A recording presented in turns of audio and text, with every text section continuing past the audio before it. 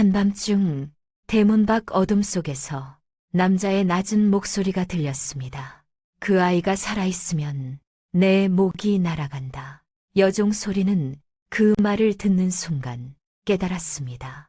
자신의 존재만으로도 누군가에게는 반드시 없애야 할 이유가 된다는 것을요. 도련님은 전 재산을 걸고서라도 소리와 혼례를 올리겠다 했습니다. 하지만 그날 밤 소리는 조용히 짐을 쌌습니다. 곁에 남는 순간 도련님마저 깊은 어둠에 삼켜질 것을 알았기 때문입니다. 종으로 태어난 여인이 목숨을 걸고 지키려 한 것은 과연 무엇이었을까요? 옛날 옛적 전라도 남원 땅에 정참판이라는 양반이 살고 있었습니다. 60칸 기와집에 전답이 150마지기, 마당 한가운데에는 300년 묵은 느티나무가 서 있었습니다. 정참판은 매일 아침 사랑채에 앉아 족보를 펼쳐놓고 읽었습니다. 250년을 이어온 명문가의 자부심이었지요. 그런데 정참판의 얼굴에는 늘 근심이 서려 있었습니다. 3대 독자 외아들 정학수가 23이 되도록 슬아의 아이가 없었기 때문입니다. 학수는 17에 혼례를 올렸습니다. 아내 이 씨는 양가집 규수로 흠잡을 데 없는 여인이었습니다. 그런데 혼례 후 반년 만에 이 씨가 병으로 세상을 떠났습니다. 가슴이 찢어지는 일이었습니다. 학수는 2달을 밥을 먹지 못했습니다. 학수는 어릴 적 어머니의 잦은 병치레를 보며 의서를 손에 잡은 아이였습니다. 아버지가 과거를 권했으나 학수는 고개를 저었습니다. 사람을 살리는 것이 글 짓는 것보다 낫습니다. 정참판이 다시 혼처를 구해왔으나 학수는 고개를 저었습니다. 아버지, 아직은 안 됩니다. 1년이 지나고 2년이 지났습니다. 학수는 여전히 재혼을 거부했습니다. 정참판의 머리카락이 하얗게 새어갔습니다. 그러던 어느 날 정참판의 처남 민주부가 찾아왔습니다. 민주부는 정마님의 친오빠로 벼슬은 주부에 그쳤지만 젊은 시절 남원 관아에서 아전으로 일한 경력이 있어 이 고을 관리들과 두터운 관계를 유지하고 있었습니다. 재산이 넉넉하고 세력이 넓은 사람이었지요.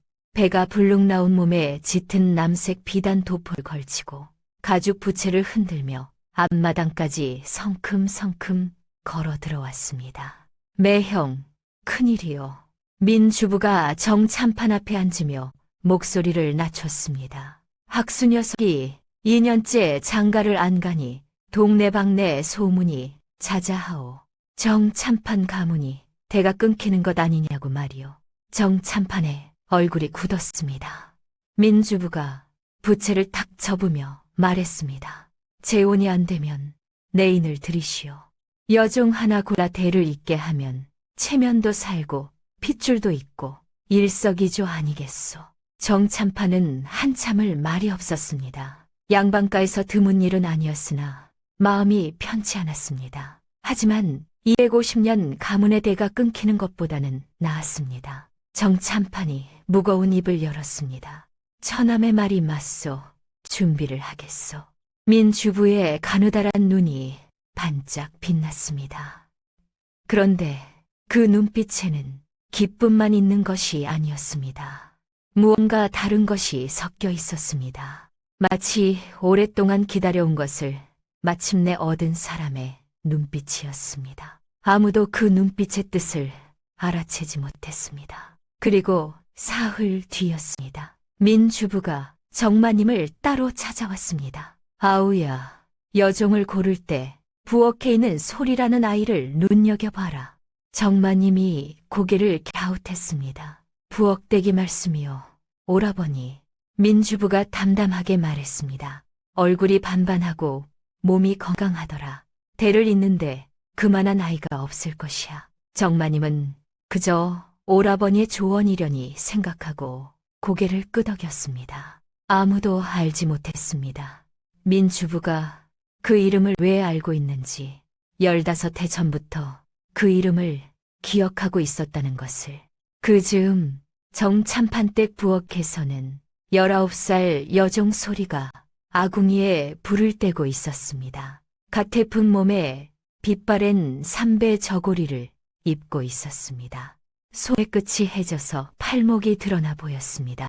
거무스레한 얼굴에 이목구비가 또렷했지만 늘 고개를 숙이고 다녀서 아무도 그 얼굴을 제대로 본 적이 없었습니다.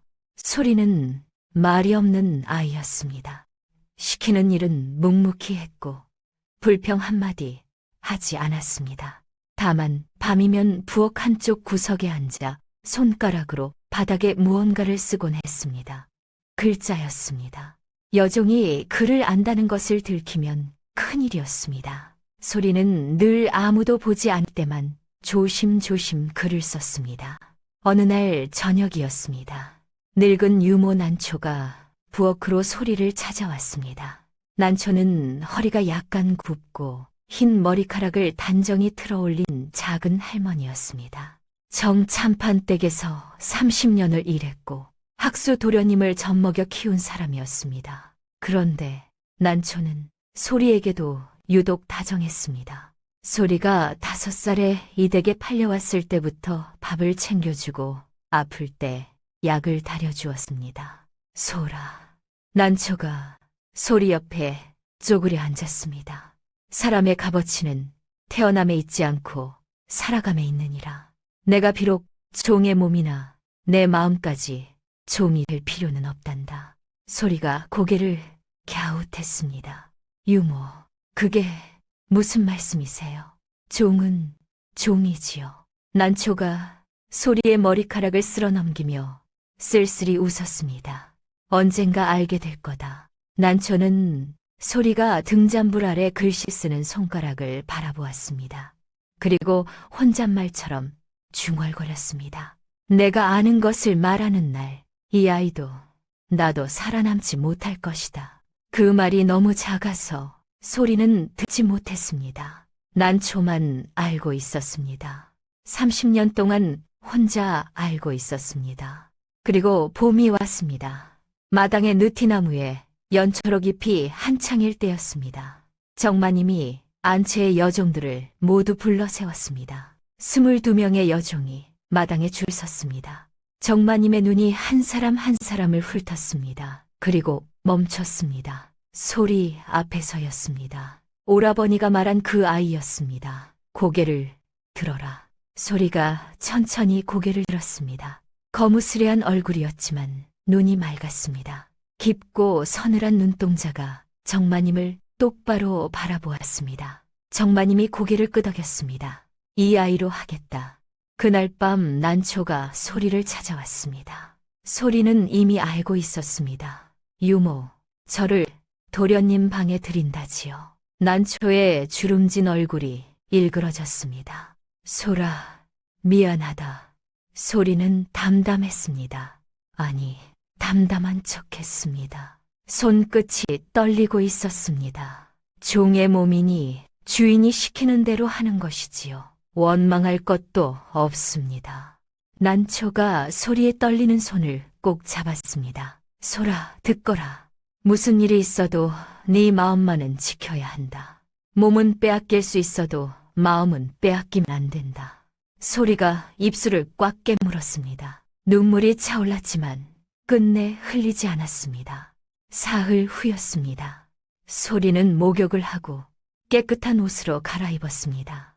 빛바랜 삼배 저고리 대신 연한 옥색 적삼을 입었습니다. 때를 씻으니 놀라운 일이 벌어졌습니다. 거무스레하던 피부 아래 눈처럼 하얀 살결이 드러났습니다. 이목구비가 환하게 빛났습니다. 머리를 빗어내리니 허리까지 닿는 검은 머리카락이 비단처럼 윤이 났습니다. 옷을 갈아입히던 한어가 입을 다물지 못했습니다. 세상에, 이 아이가 이렇게 고왔어. 소리는 아무 말 없이 거울을 보았습니다. 거울 속에 낯선 사람이 있었습니다. 해가 지고 어둠이 내렸습니다. 소리가 도련님의 방 앞에 섰습니다. 심장이 터질 것 같았습니다. 다리가 후들거렸습니다. 문 앞에서 잠시 눈을 감았습니다. 난초의 말이 떠올랐습니다. 몸은 빼앗길 수 있어도 마음은 빼앗기면 안 된다. 소리가 이를 악물고 문을 열었습니다. 방 안에는 등잔불이 하나 켜져 있었습니다. 학수가 창가에 앉아 있었습니다. 등을 돌린 채 밖을 바라보고 있었습니다. 소리가 문지방 안에 서서 고개를 숙였습니다. 도련님, 들어와도 되겠습니까? 학수가 천천히 고개를 돌렸습니다. 그리고 소리를 보았습니다. 등잔불 아래 서 있는 여인을 보았습니다. 학수의 눈이 커졌습니다. 숨이 멎는 것 같았습니다. 소리의 눈동자가 등잔불에 반사되어 별처럼 빛나고 있었습니다. 긴 속눈썹 아래 깊고 맑은 눈, 떨리는 입술, 고개를 숙이고 있지만 꺾이지 않는 눈빛. 학수는 한참을 아무 말도 하지 못했습니다. 그때 학수의 눈에 소리의 손이 보였습니다. 손끝이 하얗게 질릴 만큼 치마를 꽉 움켜쥐고 있었습니다. 학수는 알 수 있었습니다. 이 여인이 얼마나 두려워하고 있는지를. 학수가 자리에서 일어났습니다. 소리가 몸을 움찔했습니다. 학수가 천천히 다가왔습니다. 그리고 뜻밖의 말을 했습니다. 앉으시오. 소리가 고개를 들었습니다. 학수가 방 한쪽에 놓인 작은 상을 가리켰습니다. 상 위에 식혜와 곶감이 놓여 있었습니다. 배가 고플 터이니 먼저 드시오. 소리의 눈이 흔들렸습니다. 이런 말을 들을 줄은 몰랐습니다. 이름이 무엇이오? 소리라 하옵니다. 소리, 솔바람이라. 좋은 이름이오. 학수가 조용히 웃었습니다. 오늘 밤은 아무 일도 없을 것이오. 편히 쉬시오. 소리가 멍하니 학수를 바라보았습니다. 학수가 이불 한 채를 펴서 소리 앞에 놓았습니다. 그리고 자신은 서재 쪽 차가운 바닥에 앉아 책을 펼쳤습니다. 소리는 이불 위에 앉은 채 잠들지 못했습니다. 도련님의 등을 바라보았습니다. 등잔불에 비친 도련님의 옆모습이 따뜻했습니다. 마음 한구석이 알 수 없이 시려웠습니다. 그런데 말입니다. 그날부터 이상한 일이 시작되었습니다. 둘째 밤이 되었습니다. 소리가 다시 학수의 방에 들어왔습니다. 학수는 또 상을 차려놓고 있었습니다. 도련님, 이러시면 안 됩니다. 마님이 아시면, 마님은 모르. 학수가 소리를 바라보았습니다. 나는 사람을 도구로 쓰는 것이 실소. 당신은 도구가 아니오. 소리의 눈시울이 붉어졌습니다. 종으로 태어나 14해를 살면서 이런 말을 들어본 적이 없었습니다. 당신은 도구가 아니오. 그 한마디가 소리의 가슴에 모처럼 박혔습니다. 셋째 밤이었습니다. 학수가 서재에서 의서를 읽고 있는데 소리가 조용히 다가왔습니다. 도련님, 그 책은 동의보감이옵니까? 학수가 놀라서 고개를 들었습니다. 그를 아시오. 소리가 화들짝 놀라 입을 막았습니다. 실수였습니다. 아, 아닙니다. 그냥 그림이. 하지만 학수는 이미 알아버렸습니다. 숨기지 않아도 돼요. 아는 것이 죄가 아니요. 소리가 한참을 망설이다 작은 목소리로 말했습니다. 난초 유모가 어릴 때 몰래 가르쳐 주었습니다. 들키면 매를 맞으니 아무에게도 말하지 말라 하셨습니다. 학수의 눈빛이 깊어졌습니다. 여기서는 읽어도 돼요. 그날 밤 소리는 학수의 서재에 앉아 책을 읽었습니다. 의서의 약초 그림을 보며 이름을 읽었습니다. 학수가 옆에서 뜻을 풀어주었습니다. 두 사람 사이에 등잔불이 따뜻하게 흔들렸습니다. 소리는 태어나서 처음으로 행복하다고 느꼈습니다. 그리고 동시에 두려웠습니다. 이 행복이 오래가지 못할 것을 알기 때문입니다. 그리고 며칠이 지났습니다. 학수가 불쑥 물었습니다. 소리, 어디서 왔소? 소리가 고개를 저었습니다. 모릅니다. 5살 때 이 댁에 왔다는 것밖에 기억나지 않습니다. 부모는 모릅니다. 학수가 가만히 소리를 바라보았습니다. 오른쪽 손목 안쪽에 점이 있구려. 소리가 무의식적으로 손목을 감쌌습니다. 매화꽃 모양이요. 참 고운 점이요. 그래서 발인 점 사라. 소리의 볼이 붉어졌습니다. 심장이 세차게 뛰었습니다. 안 된다고 생각했습니다. 이 마음을 품으면 안 된다고 생각했습니다. 나는 당신에게 해를 끼치지 않겠소. 약속하오. 소리가 고개를 숙였습니다. 도련님은 양반이시고 저는 종입니다. 그래서 어쩌란 말이요. 어울리지 않는 일입니다. 학수가 입을 다물었습니다.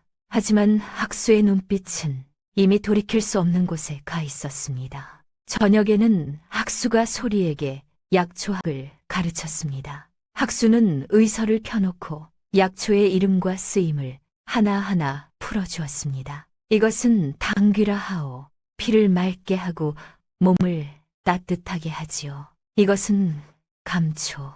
온갖 약재를 조화롭게 이어주는 것이요. 약이란 것은 혼자서는 효험이 없소. 서로 다른 것이 만나야 비로소 사람을 살리는 법이요. 소리가 고개를 끄덕이며 하나하나 적었습니다. 학수가 문득 웃었습니다. 당신의 글씨가 참 예쁘구려. 소리가 얼굴을 붉혔습니다. 놀리지 마십시오. 놀리는 것이 아니요. 진심이요. 두 사람이 나란히 앉아 약초 그림을 보는 시간이 하루 중 가장 평화로웠습니다. 등잔불이 흔들릴 때마다 두 사람의 그림자가 벽 위에서 하나로 겹쳤다 떨어졌습니다. 그리고 열흘이 지났습니다. 어느 아침 학수가 사랑채로 아버지를 찾아갔습니다. 정참판이 족보를 읽고 있었습니다. 학수가 마루에 무릎을 꿇었습니다. 아버지, 드릴 말씀이 있습니다. 정참판이 족보에서 눈을 떼지 않고 말했습니다. 말해라. 소리를 정실로 맡겠습니다. 세상이 멈춘 것 같았습니다. 정참판의 손에서 족보가 떨어졌습니다. 뭐라 했느냐. 소리를 첩연인 정실로 맡겠습니다. 정참판의 얼굴이 시뻘겋게 달아올랐습니다. 미쳤느냐.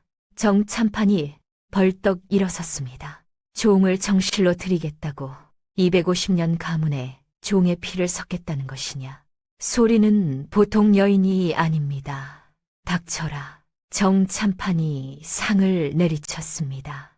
찻잔이 바닥에 떨어져 산산조각이 났습니다. 당장 입 다물어라. 학수가 고개를 들었습니다. 눈빛이 단호했습니다. 아버지, 저는 소리가 아니면 장가를 들지 않겠습니다. 소문은 삽시간에 퍼졌습니다. 안채에서 정마님의 비명이 들렸습니다.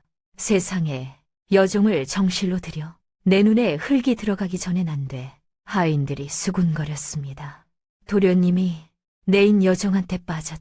세상에 그런 일이 마을에까지 소문이 퍼졌습니다.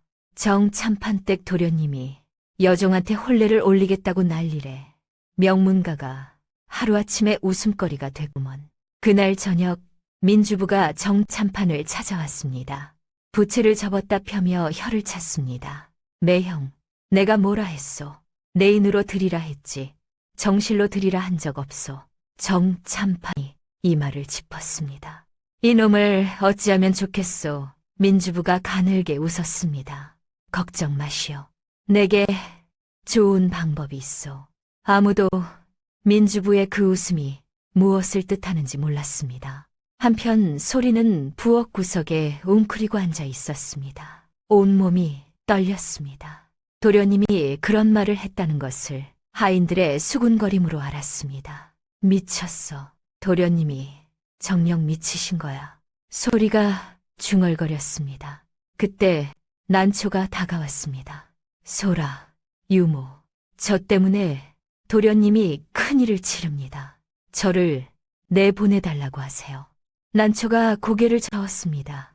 도련님이 이미 마음을 정하셨다. 안 됩니다. 종이 어찌 양반의 정실이 됩니까? 가문이 망합니다. 난초가 소리의 어깨를 잡았습니다. 소라, 네 마음은 어떠하냐? 소리가 입술을 깨물었습니다. 한참을 아무 말도 하지 못했습니다. 눈물 한 방울이 턱을 타고 떨어졌습니다. 제 마음이 무슨 소용입니까? 종의 마음이 무슨 소용이냐고요. 난초가 소리를 안았습니다.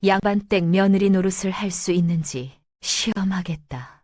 글을 읽고 쓰는 것은 물론이고 예법과 가사와 살림을 모두 익혀야 한다. 3달 안에 그것을 해내면 정실로 인정하겠다. 못하면 그때는 학수도 포기해야 한다. 정마님이 울먹이며 고개를 끄덕였습니다. 그것이라면 못할 것이 없지 않겠소. 정참판이 쓸쓸히 웃었습니다. 종이 3달 만에 양반이 되는 것이 그리 쉬운 줄 아시오.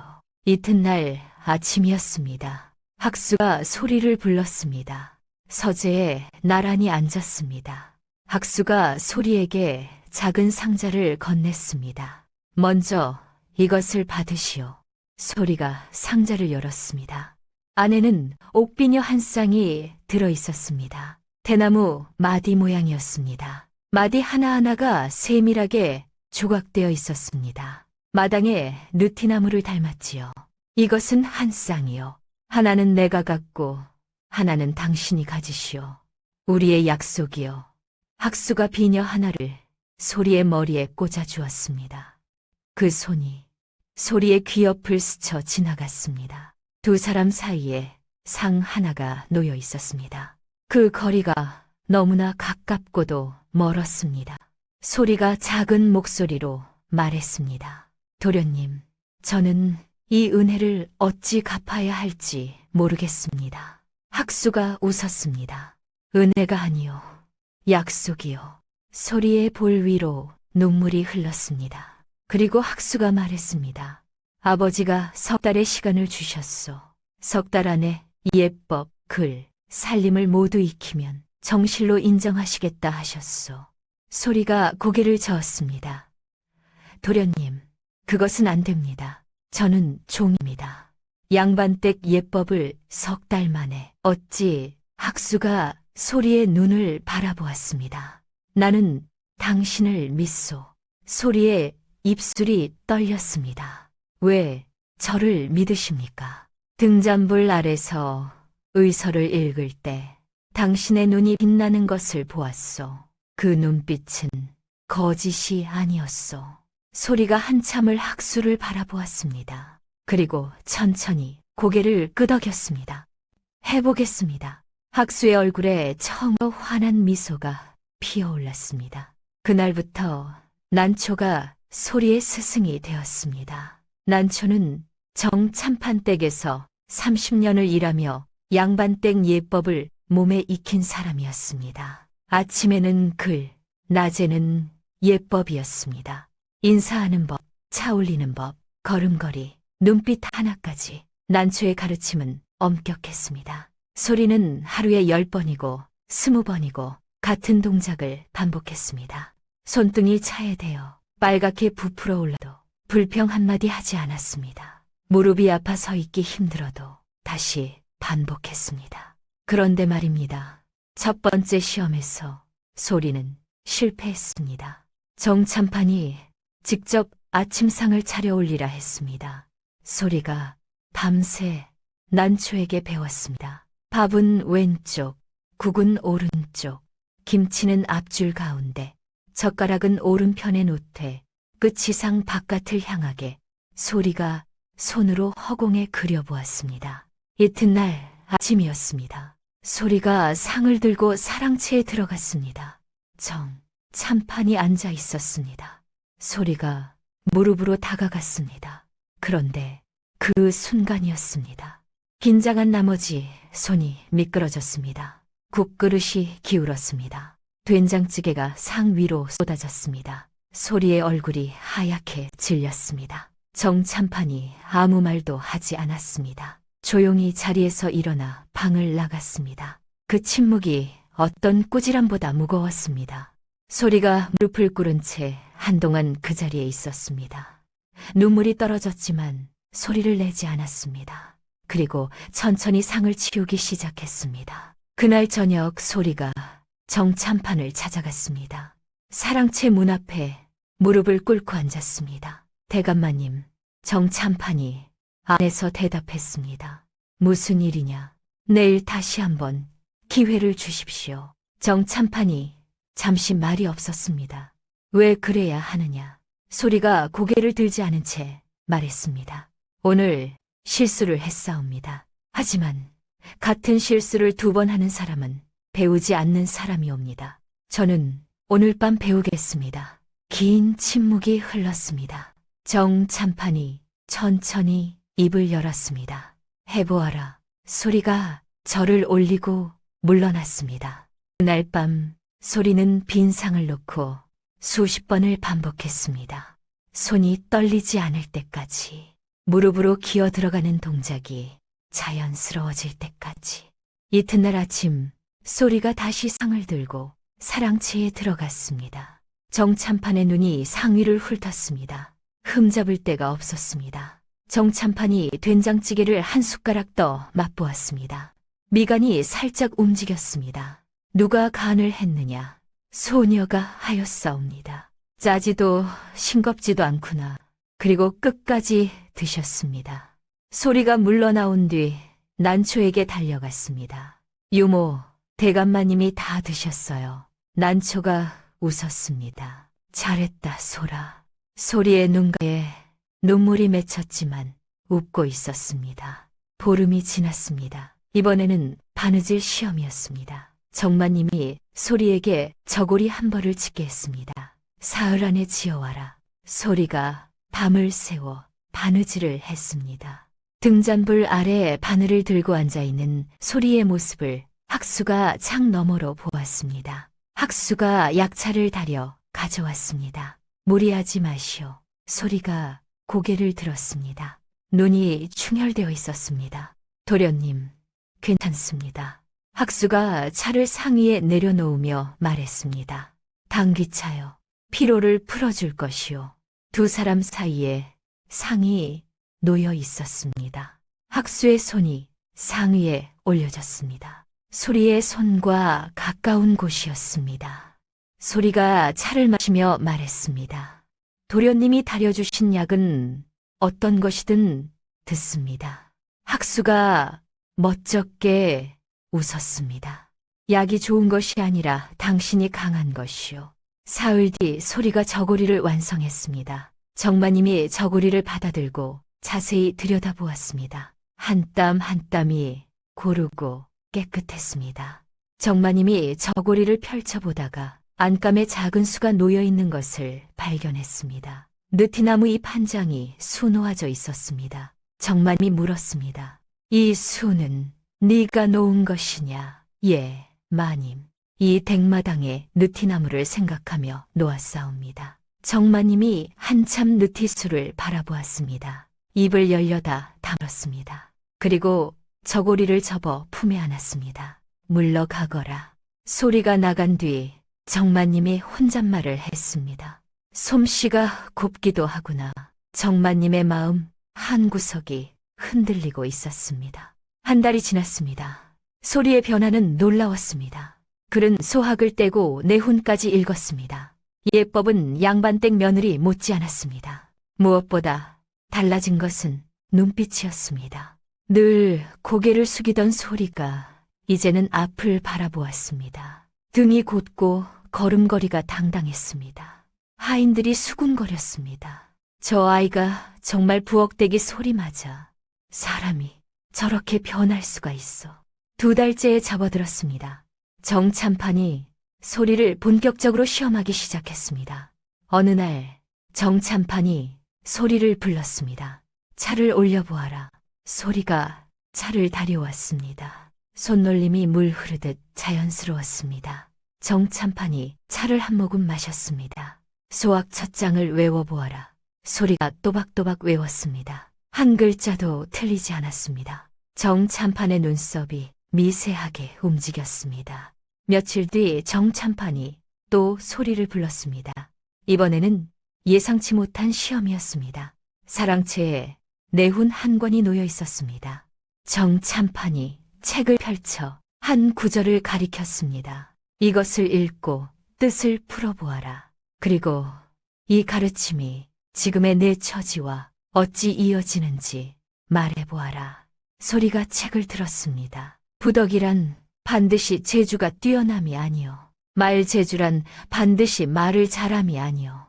용모란 반드시 얼굴이 아름다움이 아니요. 공이란 반드시 솜씨가 빠름이 아니니라. 소리가 천천히 읽었습니다. 그리고 잠시 생각하더니 고개를 들었습니다. 덕이란 마음이 바른 것이옵니다. 말이란 신중히 가리는 것이옵니다. 용모란 몸가짐을 단정히 하는 것이옵니다. 공이란 맡은 일을 정성껏 하는 것이옵니다. 소리가 잠시 멈추었다가 덧붙였습니다. 소녀는 비록 종으로 태어났사옵니다. 하지만 이 네 가지는 태어남에 달린 것이 아니라 살아감에 달린 것이라 생각하옵니다. 소녀는 살아가며 그것을 갖추려 하였사옵니다. 정참판이 한참을 말이 없었습니다. 그리고 책을 덮었습니다. 물러가거라. 소리가 나간 뒤 정참판이 혼잣말을 했습니다. 호, 이상한 이로다. 종의 몸에서 어찌 저런 기품이 나오는지. 그 무렵 학수와 소리 사이에 잊지 못할 일이 있었습니다. 어느 날 마을에 아이가 아프다는 소식이 들려왔습니다. 열이 펄펄 끓는데 의원이 없어 손을 쓰지 못하고 있다는 것이었습니다. 학수가 약상자를 들고 달려갔습니다. 소리도 따라 나섰습니다. 마을 끝 초가집에 4살짜리 아이가 누워 있었습니다. 이마가 불처럼 뜨거웠습니다. 아이의 어머니가 울고 있었습니다. 밤새 열이 안 내려요. 살려주세요. 학수가 맥을 짚었습니다. 체안 위에 감기가 겹쳤소. 약을 다려야 하오. 그런데 약재가 하나 부족했습니다. 길경이었습니다. 이것이 없으면 안 되는데. 소리가 나섰습니다.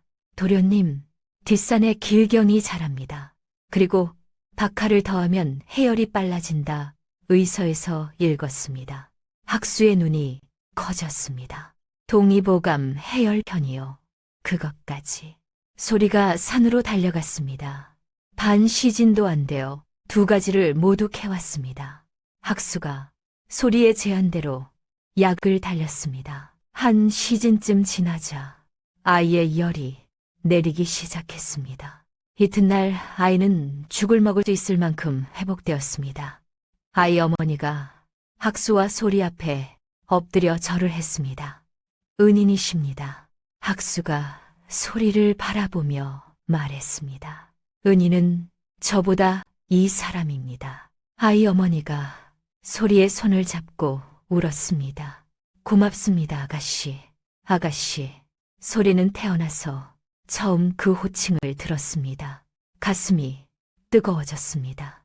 돌아오는 길이었습니다. 소리가 앞서 걷고 학수가 뒤를 따랐습니다. 남원 들판에 석양이 붉게 물들고 있었습니다. 학수가 낮고 조용한 목소리로 말했습니다. 소리가 걸음을 멈추지 않은 채 대답했습니다. 예, 당신과 이렇게 걷는 것이 좋소. 소리의 걸음이 아주 잠시 흔들렸습니다. 그리고 작게 말했습니다. 저도 그렇습니다. 길 위에 2개의 그림자가 나란히 뻗어 있었습니다. 그런데 말입니다. 그 소문이 민 주부의 귀에도 들어갔습니다. 민 주부가 자기 집 사랑방에서 신복 막돌이를 불렀습니다. 막돌이는 얼굴에 흉터가 있는 사내로 민 주부의 온갖 더러운 일을 맡아 하는 자였습니다. 막돌아. 예, 나리. 학수가 그 여종이 시험을 통과하면 안 된다. 학수가 여종에게 빠져 가문을 망치면 정참판이 학수를 포기할 것이다. 그러면 내 아들 민흥을 양자로 드리게 되지. 정참판 때 60칸 기와 지배, 전답이 모두 내 것이 되는 것이야. 막돌이가 고개를 끄덕였습니다. 그런데 나리, 여종이 시험을 잘 치르고 있다 합니다. 민주부가 미간을 찌푸렸습니다. 여종의 과거를 뒤져라. 약점을 찾아야 한다. 막돌이가 사흘 뒤 돌아왔습니다. 나리, 민주부가 고개를 들었습니다. 뭘 찾았느냐? 막돌이가 목소리를 낮췄습니다. 그 여종, 이상합니다. 5살에 이댁에 팔려왔는데 전에 어느 댁 종이었는지 기록이 없습니다. 거간꾼도 죽고 없고 문서도 없습니다. 민주부의 얼굴이 굳었습니다. 없다고. 예. 그리고 한 가지 더 있습니다. 그 아이 오른쪽 손목 안쪽에 매화꽃 모양 점이 있다 합니다. 민주부가 부채를 멈추었습니다. 그 얼굴에서 핏기가 사라졌습니다. 그 점, 막돌이가 고개를 끄덕였습니다. 예, 나리. 독특한 점이라 하인들 사이에서도 아는 사람이 있었습니다. 민주부가 천천히 자리에서 일어났습니다. 목소리가 아주 낮아졌습니다. 확실하냐? 막돌이가 몸을 움츠렸습니다. 예, 나리. 확실합니다. 민주부가 방안을 서성이기 시작했습니다. 손에 들고 있던 부채를 천천히 집었습니다. 그 방 안에는 민주부 혼자뿐이었습니다. 그런데도 그는 마치 누군가가 볼까 두려운 듯 뒤를 돌아보았습니다.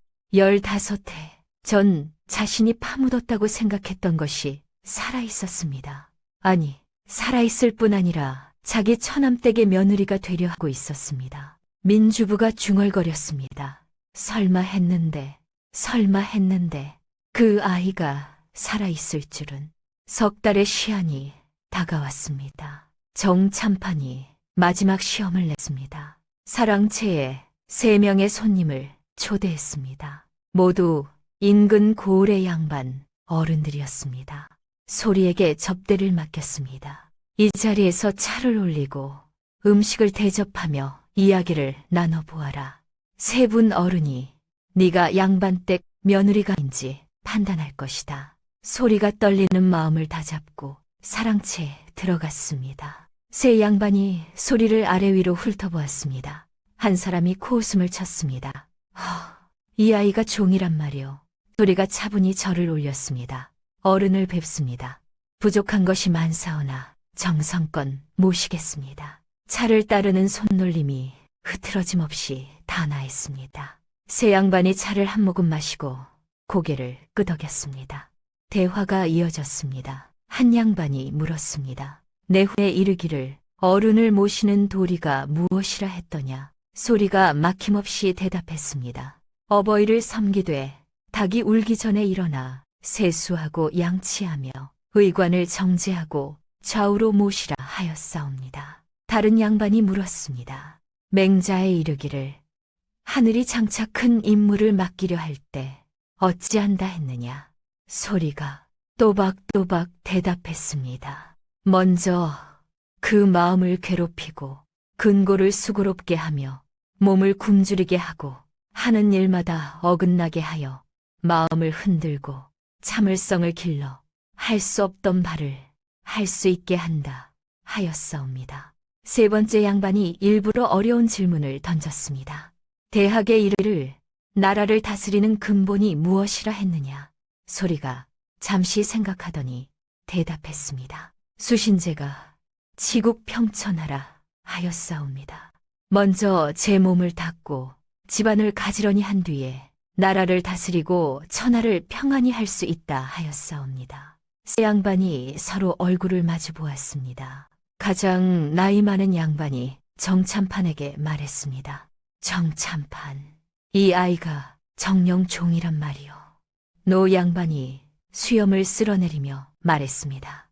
허허, 평생 양반집 교수들을 보아왔지만 이만한 아이는 드무오. 종의 몸이라 하나 이 아이의 됨됨이는 양반 못지않소. 시험이 끝난 뒤 정참판이 사랑채에 홀로 앉아 있었습니다. 창밖으로 석양이 지고 있습니다. 느티나무의 나뭇잎들이 석양빛에 물들어 붉게 빛나고 있었습니다. 오랫동안 아무 말이 없었습니다. 그리고 학수를 불렀습니다. 학수가 아버지 앞에 무릎을 꿇었습니다. 정참판이 입을 열었습니다. 3달 전 내가 약속했다. 학수의 심장이 쿵쿵 뛰었습니다. 그 약속을 지키겠다. 학수의 눈에 눈물이 차올랐습니다. 아버지, 다만 정참판의 목소리가 낮아졌습니다. 세상이 쉽게 받아들이지 않을 것이다. 각오해라. 학수가 바닥에 이마를 대고 절을 올렸습니다. 감사합니다, 아버지. 정참판이 고개를 돌렸습니다.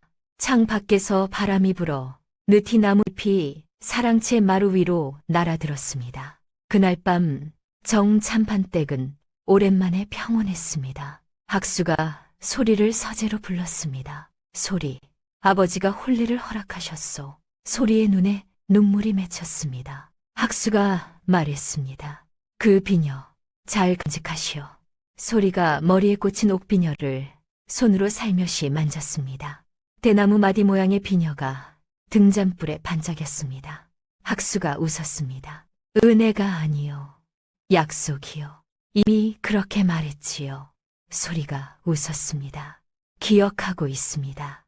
바깥에서 봄바람이 불어와 풀 향기가 방 안 가득 밀려들었습니다. 세상에서 가장 따뜻한 밤이었습니다. 하지만 그 따뜻함은 오래가지 못했습니다. 혼례 날짜를 잡겠다고 한 바로 그 이튿날이었습니다. 민주부가 정참판을 찾아왔습니다. 이번에는 부채를 들고 있지 않았습니다. 대신 종이 한 장을 들고 있었습니다. 걸음걸이가 평소와 달랐습니다. 느긋하던 발걸음이 급했습니다. 매형, 앉으시오. 민주부의 얼굴이 근엄했습니다. 무슨 일이요? 그 여종 말이요. 소리라 했소. 정참판의 눈이 좁아졌습니다. 민주부가 종이를 꺼내 펼쳤습니다. 내가 그 여종의 내력을 알아보았소. 정참판이 종이를 받아 읽었습니다. 읽어내려가는 정참판의 얼굴이 점점 굳어졌습니다. 민주부가 입을 열었습니다. 이 아이는 15해 전 이 고을에 역모 혐의로 멸문된 박참의 가문의 핏줄이요. 정참판의 손이 떨렸습니다. 박참이라면 그렇소. 역적의 딸이요. 민주부가 목소리를 낮췄습니다. 역적의 딸을 정실로 들이면 정참판 가문도 역적으로 몰릴 수 있어. 이것이 조정에 알려지면 가문이 풍비박산나오. 그때였습니다. 정참판의 눈이 벽으로 향했습니다. 벽에 걸린 옥패 반쪽이었습니다. 30년 전 민주부가 가져온 그것, 박참의 가문, 역모, 멸문. 정참판의 머릿속에서 무언가가 빠르게 지나갔습니다. 그런데 그 느낌이 무엇인지 아직은 잡히지 않았습니다. 정참판이 무겁게 입을 열었습니다. 알겠소. 생각할 시간을 주시오. 민주부가 고개를 숙이고 물러났습니다. 대문을 나서는 민주부의 입꼬리가 슬며시 올라갔습니다. 모든 것이 계획대로였습니다. 그날 밤부터 정참판 댁의 공기가 달라졌습니다. 정참판이 사랑채에 틀어박혀 나오지 않았습니다. 족보를 펼쳐놓고 멍하니 바라보고만 있었습니다. 그런데 정참판의 눈은 족보가 아닌 벽에 걸린 옥패에 자꾸 가 있었습니다. 30년 전 민주부가 이것을 가져왔을 때 박참의 사건이 일어난 것이 언제였더라. 박참의 사건은 15해 전이었습니다. 옥패를 받은 것은 30년 전이었습니다. 숫자가 맞지 않았습니다. 그렇다면 민주부는 이 옥패를 어디서 구한 것인가? 정참판이 옥패를 벽에서 내렸습니다. 손에 들고 자세히 보았습니다. 배 한가운데가 정확히 쪼개져 있었습니다. 나머지 반쪽이 어딘가에 있다는 뜻이었습니다. 정참판의 심장이 이상하게 뛰었습니다.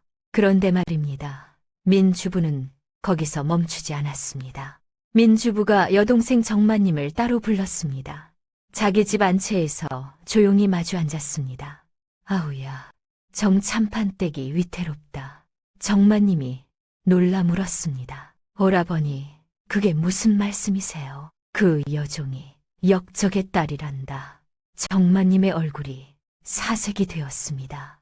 세상에, 박참에 15해 전에 역모로 멸문당한 그 박참의 말이다. 정마님이 손으로 입을 막았습니다. 이 일이 조정에 알려지면 정참판 가문은 물론이고 우리 민씨 가문까지 화가 미친다. 학수를 설득해서 그 여종을 당장 내보내야 한다. 정마님이 울음을 터뜨렸습니다.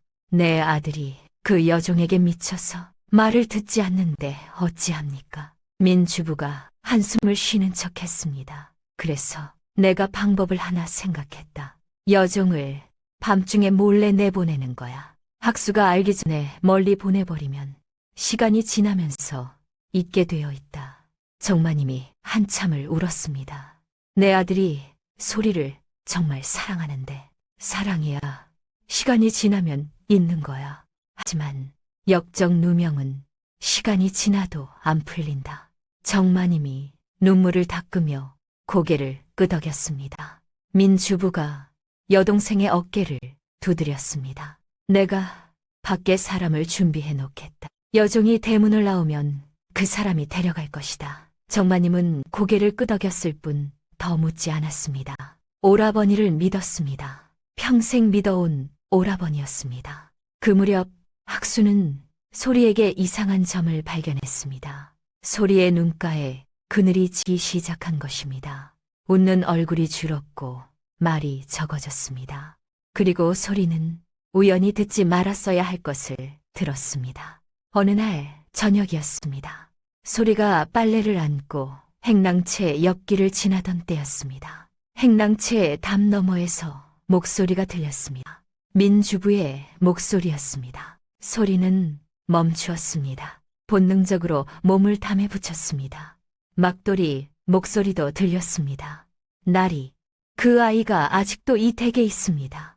민주부의 목소리가 낮게 깔렸습니다. 그 아이가 살아있으면 내 목이 날아간다. 소리의 심장이 멈추는 것 같았습니다. 막돌이가 물었습니다. 어찌하면 좋겠습니까? 민주부가 말했습니다. 때가 되면 내가 알아서 하겠다. 지금은 기다리라. 발소리가 멀어졌습니다. 소리는 한동안 담에 기댄 채 움직이지 못했습니다. 빨래 바구니가 손에서 흘러내렸습니다. 그 아이가 살아있으면 내 목이 날아간다. 그 말이 귀에서 지워지지 않았습니다. 소리는 알 수 없었습니다. 자신이 왜 그런 말을 들어야 하는지. 하지만 하나는 알 수 있었습니다. 민주부가 자신을 두려워하고 있다는 것을. 그 소문은 학수의 귀에도 들어갔습니다. 소리, 무슨 일이 있소? 아무 일도 없습니다. 거짓말이요. 얼굴에 다 쓰여 있소. 소리가 한참을 망설이다 말했습니다. 도련님, 사람들이 저를 피합니다. 역적이라는 말이 들리는 것 같습니다. 학수가 자리에서 벌떡 일어났습니다. 소리가 학수의 소매를 잡았습니다. 도련님, 가지 마십시오. 소란을 피우면 더 나빠집니다. 소문이 사실이든 아니든 저 때문에 도련님과 이 가문이 다치면 안 됩니다. 학수가 소리의 눈을 바라보았습니다. 그 맑은 눈에 두려움이 서려 있었습니다. 하지만 소리가 두려워하는 것은 자신의 운명이 아니었습니다. 학수였습니다. 그럼 학수였습니다. 그날 밤 학수가 아버지를 찾아갔습니다. 아버지, 마을에 소리가 역적의 딸이라는 소문이 돕니다. 정참판이 눈을 감았습니다. 아버지, 그게 사실입니까? 정참판이 오래도록 대답하지 않았습니다. 등잔불이 바람에 흔들렸습니다. 두 사람의 그림자가 벽 위에서 커졌다 작아졌습니다. 그 침묵이 대답이었습니다. 학수의 다리에서 힘이 빠졌습니다. 사실이란 말입니까? 정참판이 눈을 떴습니다. 처남이 알아왔다. 박참의 가문 15해 전 영모 혐의로 멸문된 집안이다. 학수가 바닥에 주저앉았습니다. 그래서 혼례를 미루신 겁니까? 역적의 딸을 정실로 들이면 우리 가문이 끝난다. 알겠느냐? 학수가 고개를 들었습니다. 눈빛이 흔들리고 있었지만 꺾이지는 않았습니다. 아버지, 박참의 영모 혐의가 진짜입니까? 억울한 누명일 수도 있지 않습니까? 그것을 내가 어찌 아느냐? 조정에서 판결한 일이다. 학수가 입술을 꽉 깨물었습니다. 알아보겠습니다. 뭘 알아본단 말이냐? 진실을요. 정참판이 소리를 질렀습니다. 이놈아, 영모 사건을 뒤지면 너도 역적이 된다. 학수가 일어서며 말했습니다. 아버지, 저는 소리를 포기하지 않겠습니다. 그리고 진실을 밝히겠습니다. 학수가 나간 뒤 정참판이 홀로 남았습니다. 사랑채 벽에 걸린 옥패를 다시 바라보았습니다. 그리고 처남이 그것을 가져온 날의 기억을 더듬었습니다. 왜 처남이 알아보았을까? 왜 하필 처남이 그 사건을 알고 있을까? 정참판의 손에 식은땀이 맺혔습니다. 그날 밤이었습니다. 달이 구름에 가려 어두운 밤이었습니다. 바람이 차가웠습니다. 느티나무 가지가 흔들리며 스산한 소리를 냈습니다. 정마님이 소리를 안채로 불렀습니다. 소리가 들어서자 정마님의 눈이 빨갛게 부어 있었습니다. 방 안에 등잔불이 하나 켜져 있었는데 그마저 꺼질 듯 흔들렸습니다. 마님, 무슨 일이십니까? 정마님이 떨리는 목소리로 말했습니다. 소리야, 처음이었습니다. 정마님이 소리의 이름을 부른 것은 지금까지는 늘 그 아이, 여종이라 불렀습니다. 내가 역적의 딸이라는 것을 알고 있느냐? 소리의 얼굴이 하얗게 변했습니다. 역적이라뇨? 그게 무슨 말씀이십니까? 15해 전 영모로 멸문당한 박참의 가문의 딸이 너라더구나. 소리의 머릿속이 하얘졌습니다. 박참의 영모, 멸문, 기억나지 않는 5살 이전의 기억이 파편처럼 떠올랐습니다. 큰 기와집, 따뜻한 손이 자신의 머리를 쓰다듬던 느낌, 그리고 갑자기 찾아온 어둠, 비명소리, 불, 누군가가 자신을 업고 달리던 밤, 그 기억들이 한꺼번에 밀려왔습니다. 소리의 다리가 풀렸습니다. 저는 모릅니다. 저는 아무것도 모릅니다. 정마님이 눈물을 흘렸습니다. 알고 있다. 네 잘못이 아니라는 것도 안다. 하지만 이대로는 우리 학수가 위험하다. 역적의 딸과 혼이 나면 학수도 역적으로 몰릴 수 있다. 이 가문이 통째로 무너진다. 학수가 곤장을 맞고 유배를 갈 수도 있다. 소리의 눈앞이 깜깜해졌습니다. 학수 유배를 간다. 그 말 한마디가 소리의 세상을 무너뜨렸습니다. 그런데 그 순간 소리는 기억했습니다. 담 너머에서 들은 그 목소리를. 그 아이가 살아있으면 내 목이 날아간다. 그 목소리는 정마님의 오라버니였습니다. 민주부였습니다. 정마님은 아들을 살리기 위해서라고 했습니다. 그것이 진심인 것을 소리는 알 수 있었습니다. 하지만 대문 밖에는 민주부가 보낸 사람이 기다리고 있을 것이었습니다. 정마님은 그것을 모르고 있었습니다. 소리는 그것을 알 수 있었습니다. 그래서 더 가슴이 아팠습니다. 정마님이 울음을 터뜨렸습니다. 내 아들을 살려다오. 제발. 어미로서 부탁한다. 어머니의 눈물이었습니다. 자식을 살리기 위해 무릎이라도 꿇을 어머니의 눈물이었습니다. 소리는 자신의 어머니를 기억하지 못했습니다. 하지만 정마님의 눈물 속에서 어머니의 마음을 보았습니다. 소리는 그 눈물 앞에서 아무 말도 할 수 없었습니다. 소리가 부엌으로 돌아왔습니다. 가슴이 찢어지는 것 같았습니다. 짐이라 할 것도 없었습니다. 빛바랜 삼배 저고리와 물 빠진 치마, 난초가 가르쳐준 소학 필사본, 그리고 머리에 꽂힌 옥비녀 하나. 소리가 옥비녀를 손에 쥐었습니다. 대나무 마디 모양의 옥비녀가 등잔불에 반짝였습니다. 서재에서 학수가 꽂아주던 밤이 떠올랐습니다. 은혜가 아니요, 약속이요. 그 목소리가 귀에 울렸습니다. 눈물이 줄줄 흘렀습니다. 도련님, 차마 만나고 갈 수 없었습니다. 만나면 떠나지 못할 것을 알았습니다. 소리가 종이 한 장을 꺼내 글을 썼습니다. 손이 떨려 글씨가 삐뚤빼뚤했습니다. 눈물이 종이 위에 떨어져 먹이 번졌습니다. 나리, 제발 저를 잊으십시오. 나리가 죽습니다. 역적의 딸은 나리 곁에 있을 자격이 없습니다. 옥비녀는 가져갑니다. 이것만은 용서하십시오. 봄이 올 때마다 느티나무를 보며 나리를 그리겠습니다. 부디 건강하십시오. 석 달 동안 행복했습니다. 그것으로 충분합니다. 소리, 올림. 소리가 편지를 접어 서재문 앞에 놓았습니다.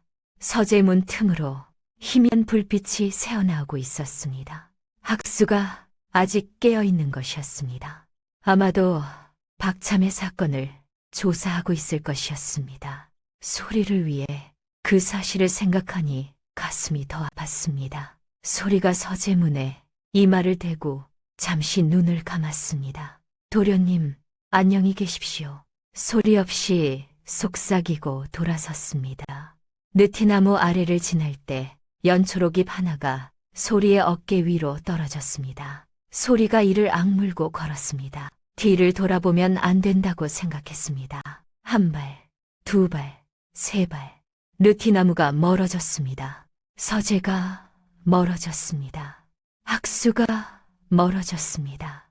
대문을 나선 순간 소리의 눈에서 참고 참았던 눈물이 쏟아졌습니다. 소리를 죽여 울었습니다. 어깨가 들썩였습니다. 대문 밖에는 검은 그림자가 기다리고 있었습니다. 막돌이었습니다. 얼굴의 흉터가 달빛에 번뜩였습니다. 이리 와라. 소리가 깜짝 놀랐습니다. 하지만 놀란 것은 잠깐이었습니다. 예상했던 일이었습니다. 막돌이가 소리의 팔을 거칠게 잡았습니다. 조용히 따라와. 시키는 대로 하면 해치지 않겠다. 소리가 끌려가며 뒤를 돌아보았습니다. 어둠 속에 정참판댁의 지붕이 희미하게 보였습니다. 느티나무의 실루엣이 보였습니다. 그것이 마지막이었습니다. 난초가 새벽에 부엌으로 갔을 때 소리가 없었습니다. 이불이 차가웠습니다. 소리에 짐이 없었습니다. 소학 필사본만 가지런히 접혀 있었습니다. 난초의 얼굴이 사색이 되었습니다. 소라, 소라. 어디에도 소리가 없었습니다. 대문 앞에 나가보니 맨발 자국이 흙 위에 찍혀 있었습니다. 그리고 그 옆에 더 큰 사내의 발자국이 있었습니다. 난초의 심장이 붙는 것 같았습니다. 난초가 안채로 달려갔습니다. 마님, 소리가 사라졌습니다. 정마님이 문을 열었습니다. 밤새 울었는지 눈이 퉁퉁 부어 있었습니다. 알고 있다. 난초가 정마님의 얼굴을 보는 순간 모든 것을 알았습니다. 마님이 내보내셨습니까? 정마님이 고개를 돌렸습니다. 내 아들을 살리기 위해서였다. 난초의 얼굴이 새하얗게 질렸습니다. 마님, 소리를 어디로 보내셨습니까? 오라버니가 마련한 사람이 난초가 비명을 질렀습니다. 안 됩니다. 민주부, 나리가 그 아이를 해칠 것입니다. 정마님이 놀라서 난초를 바라보았습니다. 무슨 소리냐?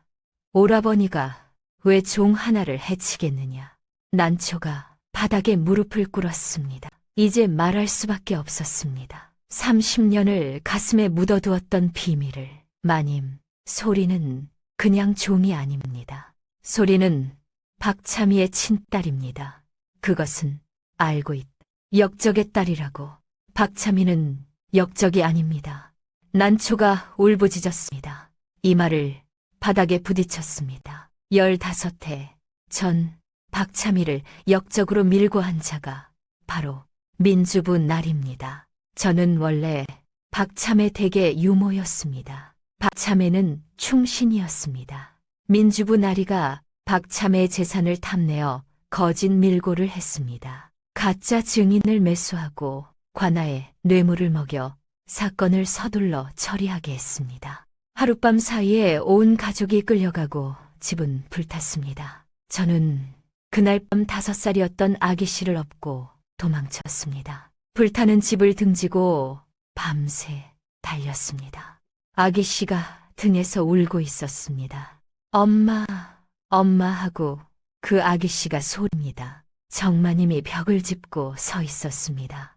다리에 힘이 빠져 서 있을 수가 없었습니다. 난초가 말을 이었습니다. 마님, 기억하십니까?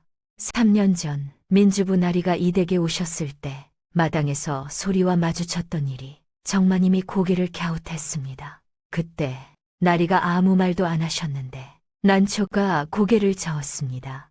소녀는 그날 나리의 얼굴을 보았습니다. 소리를 보는 순간 나리의 얼굴이 굳었습니다.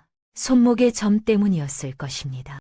그리고 올 봄에 나리가 직접 소리를 지목해서 도련님 방에 들이라고 하셨지요. 정마님의 얼굴이 굳었습니다. 오라버니가 소리를 지목했다고. 난초가 고개를 끄덕였습니다. 처음부터 소리가 박참의 딸인지 확인하려 했던 것입니다. 그리고 이 댁 안에서 조용히 없애려 했던 것입니다. 도련님이 소리를 사랑하게 될 줄은 나리도 예상하지 못했을 것입니다. 난초가 품에서 낡은 천 보자기를 꺼냈습니다. 30년간 한시도 몸에서 뗀 적이 없는 보자기였습니다. 난초가 보자기를 풀었습니다. 보자기 안에는 옥패 반쪽과 박참이의 친필 편지가 들어 있었습니다. 이것을 30년간 품고 살았습니다. 편지에는 자신이 결백하다는 것과 누가 자신을 모함했는지 적혀 있었습니다. 그런데 그 순간이었습니다. 정마님의 눈이 난초가 꺼낸 옥패 반쪽을 보았습니다. 그리고 무언가가 생각났습니다. 정마님이 방 안 벽으로 걸어갔습니다. 사랑채가 아닌 안채에 걸린 오래된 물건. 30년 전 오라버니가 선물로 가져왔다는 옥패 반쪽이었습니다. 정마님이 그것을 내렸습니다. 손이 떨렸습니다. 난초가 고개를 들었습니다. 정마님이 두 조각을 나란히 놓았습니다. 두 조각이 정확히 맞았습니다. 하나의 옥패가 되었습니다. 정마님이 그 자리에서 굳어버렸습니다. 남편이 30년 동안 간직해온 것, 오라버니가 선물로 가져온 것, 그것이 박참이의 유품이었습니다. 오라버니가 박참이를 멸문시키고 그 집안의 물건을 가져다 놓은 것이었습니다. 내가 무슨 짓을 한 것이냐. 정마님이 두 손으로 얼굴을 감싸며 통곡했습니다. 내가 그 아이를 오라버니 손에 넘겼어. 내 손으로. 난초가 정마님의 무릎을 잡았습니다. 아직 늦지 않았습니다. 제발 찾아야 합니다. 마님, 소리를 찾아주십시오. 민주부 나리가 소리의 정체를 알면 그 아이를 살려두지 않을 것입니다. 정마님이 눈물을 닦으며 일어섰습니다. 몸을 가누지 못해 벽을 짚었습니다. 하지만 쓰러지지 않았습니다. 사랑채로 가겠다. 영감을 깨워야겠다.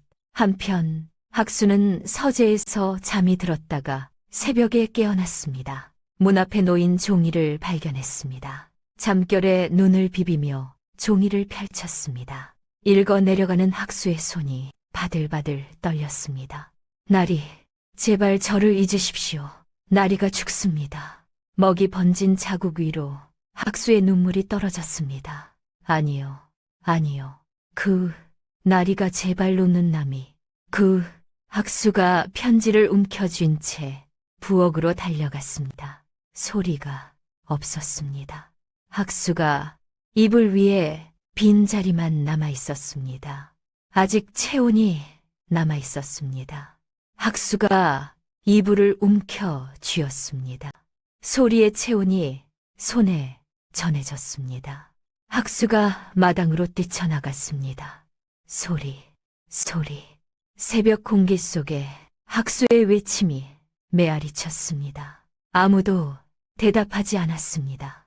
느티나무 아래 연초록 잎만이 소리 없이 떨어지고 있었습니다. 학수가 대문 밖으로 달려나갔을 때 어머니가 불렀습니다. 학수야. 학수가 돌아보았습니다. 정마님의 얼굴이 눈물범벅이었습니다. 옆에 난초가 서 있었습니다. 그리고 정참판도 있었습니다. 정참판의 손에 합쳐진 옥패가 들려 있었습니다. 학수의 눈이 그것을 보았습니다. 아버지, 그것은 정참판이 무겁게 말했습니다. 내 손에 30년 동안 있었구나. 내가 모르고 가지고 있었구나. 정찬판의 목소리가 떨렸습니다. 어머니, 소리가 어디로 갔습니까? 정마님이 학수 앞에서 고개를 돌렸습니다. 벽을 짚은 채 뒤를 바라볼 수 없었습니다. 내가 내보냈다. 내 외삼촌 손에 넘겼다. 학수의 세상이 무너지는 소리가 들렸습니다. 외삼촌이요. 왜요? 소리가 역적의 딸이라 너를 살리려고 정마님이 난초의 말을 짧게 전했습니다. 박참이가 누명을 썼다는 것. 민주부가 밀고 한 장본인이라는 것. 소리가 박참이의 친딸이라는 것. 그리고 민주부가 처음부터 소리를 이댁에 지목한 것도 그 이유에서였다는 것. 학수의 머릿속에서 퍼즐이 맞춰졌습니다. 모든 것이 하나의 그림이 되었습니다. 학수의 눈이 벌쩍 깨 충혈되었습니다. 외삼촌이 소리를 해칠 겁니다. 자기 죄를 숨기려고 학수가 몸을 돌렸습니다. 정찬판이 학수의 뒤에서 말했습니다. 학수야. 학수가 돌아보았습니다. 정찬판이 합쳐진 옥패와 편지를 학수에게 건넸습니다. 이것을 가져가거라. 그리고 반드시 돌아와라. 학수의 눈에 눈물이 맺혔습니다. 아버지, 정찬판이 고개를 끄덕였습니다. 내가 사또에게 사람을 보내겠다. 네가 그쪽으로 가는 동안 내가 이쪽에서 맡겠다. 두 가지가 동시에 움직여야 한다. 학수가 깊이 절을 올렸습니다. 그리고 새벽 어둠 속으로 달려갔습니다. 맨발이었습니다. 신발을 신을 겨를도 없었습니다. 돌밭 위를 달렸습니다. 발바닥이 찢어졌지만 느끼지 못했습니다. 오직 하나, 소리를 찾아야 한다는 것만 생각했습니다. 소리는 칠흑 같은 어둠 속을 끌려가고 있었습니다. 막돌이가 소리를 마차에 태워 어디론가 데려가고 있었습니다. 소리의 손이 묶여 있었습니다. 마차가 덜컹거릴 때마다 온몸이 흔들렸습니다. 나뭇가지가 마차 지붕에 긁히는 소리가 들렸습니다. 올빼미가 울었습니다. 산속 깊이 들어가는 것이 느껴졌습니다. 소리는 두려웠지만 울지 않았습니다. 옥비녀가 품속에 있었습니다. 소리가 묶인 손으로 비녀를 꼭 쥐었습니다. 대나무 마디 모양의 옥비녀. 학수의 체온이 아직 남아있는 것 같았습니다. 마차가 멈췄습니다. 산속 폐가 앞이었습니다. 지붕이 반쯤 내려앉은 허름한 오두막이었습니다. 막돌이가 소리를 끌어내렸습니다. 여기서 기다려라. 날이 밝으면 데리러 올 것이다. 소리가 폐가 안으로 밀려 들어갔습니다. 문을 닫고 밖에서 나무를 걸어 잠갔습니다. 차가운 흙바닥에 혼자 남겨졌습니다. 틈새로 들어오는 달빛이 유일한 빛이었습니다. 소리는 묶인 채로 벽에 등을 기대고 앉았습니다. 모든 것이 끝난 것 같았습니다. 역적의 딸, 그 네 글자가 소리의 가슴을 짓눌렀습니다. 나는 누구지? 소리가 중얼거렸습니다. 종인가? 역적의 딸인가? 아니면 그냥 아무것도 아닌 사람인가? 눈물이 흘렀습니다. 이번에는 참을 수 없었습니다. 소리 없이 울었습니다. 얼마나 시간이 흘렀을까? 소리가 울다 지쳐 고개를 떨구었을 때였습니다. 틈새로 들어오는 바람에 치자꽃 향기가 섞여 있었습니다. 그 향기에 소리의 마음속 어딘가가 움직였습니다. 문득 난초의 목소리가 떠올랐습니다. 사람의 값어치는 태어남에 있지 않고 살아감에 있느니라. 그리고 학수의 목소리가 떠올랐습니다. 약이란 것은 혼자서는 효험이 없소. 서로 다른 것이 만나야 비로소 사람을 살리는 법이요. 소리가 천천히 고개를 들었습니다. 살아감에 있다. 태어남이 아니라 살아감에. 종으로 태어났어도 양반 못지않게 글을 읽었습니다. 역적의 딸이라 불려도 아픈 아이를 살리는 약을 지었습니다. 그리고 학수가 위험했습니다. 민주부는 학수도 해칠 수 있었습니다. 소리가 여기서 주저앉아 울고만 있을 수는 없었습니다. 소리가 이를 악물었습니다. 품속의 옥비녀를 꺼냈습니다. 비녀 끝이 뾰족했습니다. 대나무 마디 끝이 날카로웠습니다. 소리가 비녀로 밧줄을 끊기 시작했습니다. 한 올, 한 올. 손가락에 피가 났지만 멈추지 않았습니다. 손가락이 미끄러져 비녀 끝에 찔렸습니다. 피가 나왔습니다. 아팠습니다.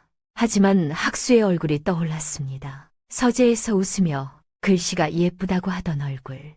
한 발 뒤에서 걷던 그 뒷모습. 당신과 이렇게 걷는 것이 좋소. 그 조용한 목소리. 소리의 눈에 빛이 돌아왔습니다. 더 이상 울고 있을 때가 아니었습니다. 밧줄의 마지막 올이 끊어졌습니다. 소리가 손목을 풀고 일어섰습니다. 손가락 끝에서 피가 뚝뚝 떨어졌지만 아프지 않았습니다. 소리가 폐가의 문을 밀었습니다. 밖에서 나무로 걸어 잠겨 있었습니다. 하지만 오래된 문이라 나무가 썩어 있었습니다. 소리가 어깨로 문을 밀었습니다. 한 번, 두 번, 세 번째 나무가 부러지며 문이 열렸습니다. 바깥은 아직 어두웠지만 동쪽 하늘이 희뿌옇게 밝아지고 있었습니다.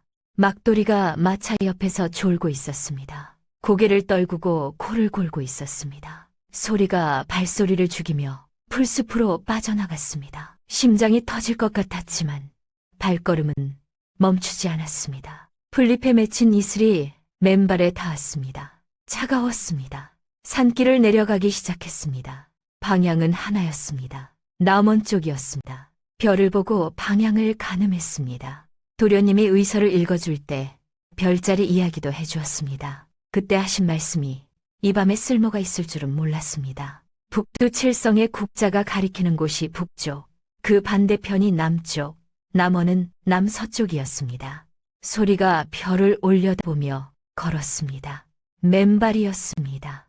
돌에 발이 찢어지고 가시에 긁혔습니다.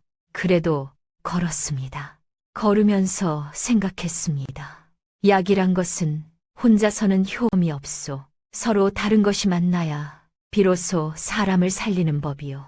그때는 그저 약초 이야기인 줄 알았습니다. 지금 생각하니 그 말이 다른 뜻으로 들렸습니다. 양반과 종, 신부는 달랐지만 두 사람이 만나 아픈 아이를 살렸습니다. 그리고 난초의 말, 사람의 값어치는 태어남에 있지 않고 살아감에 있느니라. 태어남이 다르더라도 함께 살아가면 서로를 살릴 수 있다는 것.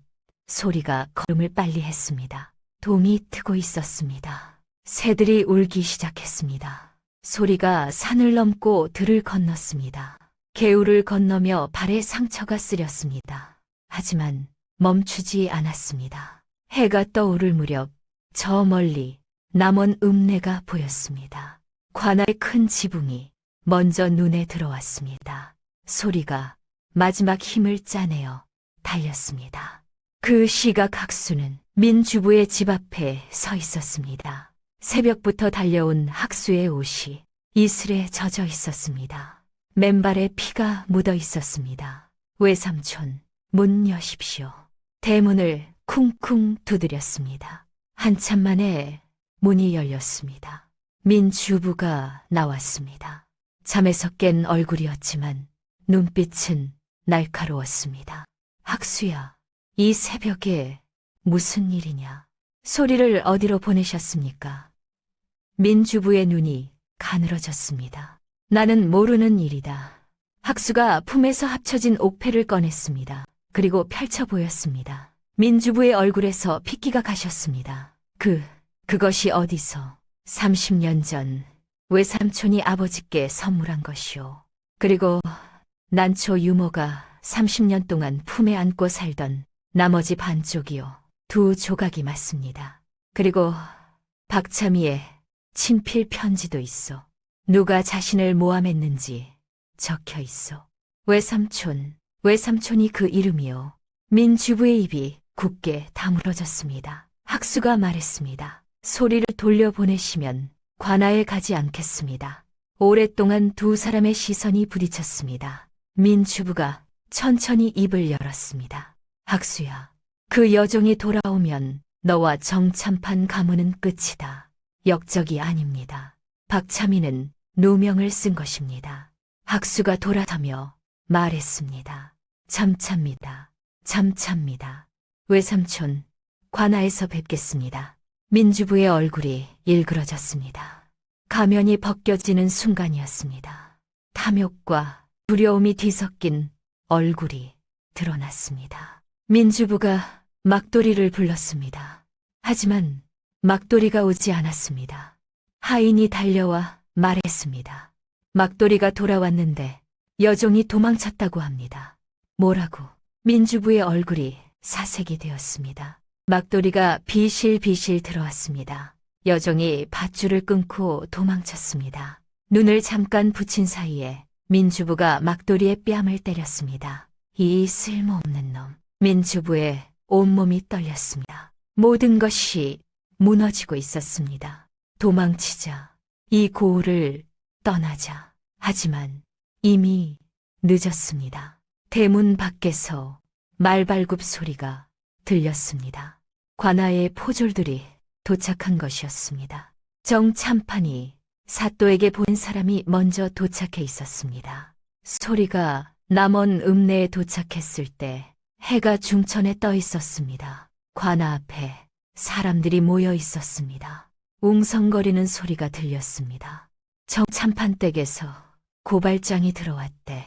민주부가 박참희를 모함했다고. 세상에, 소리가 사람들 사이를 헤치고 들어갔습니다. 누군가가 소리를 보고 기겁했습니다. 저 아이 봐, 피투성이야. 소리는 신경 쓰지 않았습니다. 관아마당이 보이는 곳까지 나아갔습니다. 그리고 멈췄습니다. 관아마당에 학수가 서 있었습니다. 정참판도 있었습니다. 난초도 있었습니다. 그리고 관복을 입은 사또가 높은 자리에 앉아 있었습니다. 학수가 소리를 발견했습니다. 소리. 학수가 달려왔습니다. 사람들이 갈라져 길을 만들었습니다. 학수가 소리 앞에 섰습니다. 소리의 모습은 처참했습니다. 맨발은 피투성이었고 옷은 찢어져 있었습니다. 손가락 끝이 빨갛게 부어올라 있었습니다. 그러나 소리의 눈빛만은 살아 있었습니다. 아니, 그 어느 때보다 빛나고 있었습니다. 도련님, 무사하오. 예. 학수의 눈에 눈물이 차올랐습니다. 학수가 자신의 도포를 벗어 소리의 어깨에 걸쳐 주었습니다.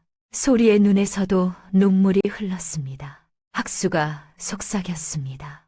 당신은 대단한 사람이요. 소리가 고개를 저었습니다. 도련님이 계셔서 올 수 있었습니다. 사또가 입을 열었습니다. 정참판. 고발장의 내용이 사실이요.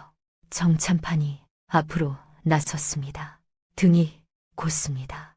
사또, 소인의 처남 민주부가 15해 전 박참희를 거짓 밀고하여 멸문에 이르게 한 죄를 고발하옵니다. 마당에 모인 사람들이 술렁였습니다. 증거가 있어. 정참판이 합쳐진 옥패와 편지를 사또 앞에 올렸습니다. 이 옥패는 민주부가 30년 전 제게 가져온 것이옵니다. 그리고 이것이 나머지 반쪽이옵니다. 두 조각이 정확히 맞사옵니다. 정참판의 목소리가 흔들렸습니다. 소인은 30년을 이것이 무엇인지 몰랐사옵니다. 그것이 부끄럽습니다. 난초가 앞으로 나왔습니다. 허리가 굽은 작은 할머니가 떨리는 손으로 편지를 사또 앞에 올렸습니다. 소녀는 본래 박참의 댁의 유모였사옵니다. 이것은 박참희께서 끌려가시기 직전에 소녀에게 맡기신 유품이옵니다. 사또가 편지를 읽었습니다. 편지에는 이렇게 적혀 있었습니다. 나는 결백하다. 민주부가 내 재산을 탐하여 거짓으로 밀고 한 것이다. 증인 강서방은 매수된 자이다. 이 편지를 누군가 발견한다면 내 딸을 찾아주기 바란다. 딸의 오른쪽 손목 안쪽에 매화꽃 모양점이 있다. 사또가 소리를 바라보았습니다. 오른쪽 손목 안쪽을 보여라. 소리가 소매를 걷었습니다. 매화꽃 모양의 작은 점이 또렷이 드러났습니다. 마당에 모인 사람들이 웅성거렸습니다. 진짜야. 박참이의 딸이 살아있었어. 세상에. 그때 포졸들이 민주부를 끌고 왔습니다. 사또가 냉정하게 말했습니다. 민주부, 박참이의 친필은 조정 기록과 대조할 수 있어. 그리고 박참의 사건 당시 증인이었던 강서방이 지난해 양심의 가책에 시달리다 고을원님에게 진술서를 남겼어. 강서방의 진술서에는 민주부가 30냥을 주며 거짓 증언을 시켰다고 적혀 있어. 민주부, 이래도 부인하겠어. 민주부의 얼굴에서 모든 빛이 사라졌습니다. 세 겹의 증거가 동시에 쏟아진 것이었습니다. 합쳐진 옥패, 박참의 친필 편지, 그리고 강서방의 진술서. 민주부가 바닥에 엎드렸습니다. 그래, 내가 밀고 했다. 사또의 눈이 차갑게 빛났습니다. 그래서 무고한 사람 한 집안을 멸문시킨 것이 정당하다는 말이오. 학수가 앞으로 나섰습니다. 사또, 한 가지 더 아뢰겠습니다. 민주부는 박참이를 밀고 한 것뿐 아니라 그 재산의 절반을 가로챘습니다. 박참의 어린 딸을 종으로 팔아넘겼습니다. 3년 전 그 딸을 알아보고도 이 대간에서 없앨 기회를 노렸습니다. 그리고 어젯밤 이 여인을 야밤에 납치하여 산속 폐가에 가두었습니다. 이 여인이 스스로 밧줄을 끊고 밤새 산을 넘어 이곳까지 달려왔습니다. 사또가 소리의 모습을 보았습니다. 피투성이인 맨발, 찢어진 옷, 부어오른 손가락. 사또의 눈빛이 어두워졌습니다. 민주부, 너의 죄는 하나가 아니라 여럿이다. 무고, 모함, 재산강탈, 납치, 하나하나가 중죄로구나. 민주부의 무릎이 꺾이며 주저앉았습니다. 살려주시오. 사또가 탁자를 내리쳤습니다. 무고한 사람을 죽음으로 몰아넣고 어린아이의 삶을 빼앗은 자가 살려달라 하느냐. 정마님이 오라버니를 바라보았습니다. 눈물이 흘렀지만 이번에는 슬픔이 아니라 분노의 눈물이었습니다. 오라버니, 어찌 그럴 수가 있습니까? 사람 한 집안을 멸문시키고 어린아이를 종으로 만들다니. 그리고 저를 이용해서 그 아이를 다시 당신 손에 넘기게 하다니. 민주부가 고개를 들었습니다. 여동생의 얼굴을 보았습니다. 평생 자신을 믿고 따르던 여동생. 그 눈에 경멸이 담겨 있었습니다. 정참판이 앞으로 나섰습니다. 처남 30년 지기 인척으로서 한마디 하겠소. 탐욕이 사람의 눈을 멀게 하더니 끝내 제 살까지 갉아먹는 꼴이 되었소. 사람의 값어치는 가문이나 재산이 아니라 마음에 있는 것이오. 그것을 너는 끝내 몰랐구나. 민주부가 바닥에 이마를 부딪혔습니다. 살려주시오. 정참판이 고개를 돌렸습니다. 더 이상 볼 수 없었습니다. 소리가 앞으로 나왔습니다. 민주부가 소리를 올려다보았습니다. 두 사람의 눈이 마주쳤습니다. 소리의 눈에는 징후가 없었습니다. 깊은 슬픔만 있었습니다. 나리. 소리가 조용히 말했습니다. 저는 나리를 원망하지 않겠습니다. 마당이 조용해졌습니다. 다만 한 가지만 여쭙겠습니다. 저의 아버지는 어떤 분이셨습니까? 민주부가 입을 다물었습니다. 대답할 수 없었습니다. 소리가 한 번 더 물었습니다. 저희 어머니는요? 민주부의 눈에서 눈물이 흘렀습니다. 처음으로 흘리는 눈물이었습니다.